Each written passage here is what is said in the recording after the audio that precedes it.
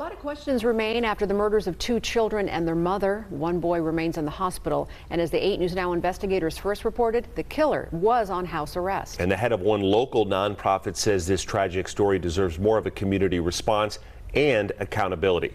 Investigator Vanessa Murphy with the story.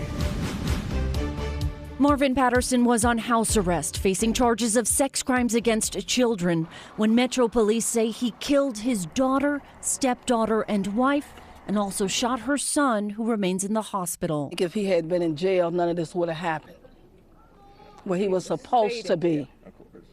I don't think they should have let him out at all. The mother of Shanera Patterson at this vigil Monday night, hours after learning about her daughter and grandchildren. As the 8 News Now investigators first reported, Patterson's bail was initially set by a substitute judge last October at $100,000 with high-level electronic monitoring. She also ordered him to surrender his passport and stay away from children. About 2 months later, Judge Diana Sullivan reduced the bail to $10,000 with the same conditions. Records did not show any restrictions on firearms. Patterson posted bond through a Las Vegas bail company. And that's a slap in the face to the victims. Jasmine Lee runs the Doc Ellis Foundation, named after her father, which provides resources for the families of missing and murdered people of color. When I looked at the charges, I was baffled because it could have been prevented. The lack of we're in danger. The community didn't realize that we have an individual who's floating around.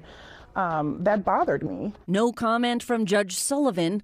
Clark County District Attorney Steve Wolfson says his prosecutors argued against lowering the bail, while Patterson's defense attorney Brett Whipple points to this bail motion, which states Patterson had a good relationship with his wife and the children. The 8 News Now investigators also obtained Patterson's criminal history.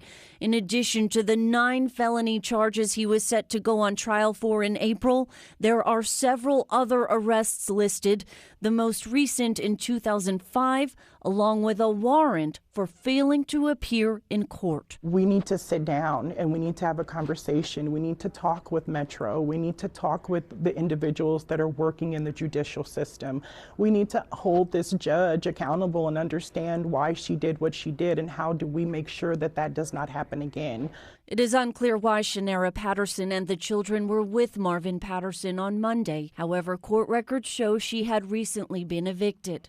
Lee says more organizations need to come together to help families in crisis, and more accountability is needed in the judicial system to avoid a tragedy like this.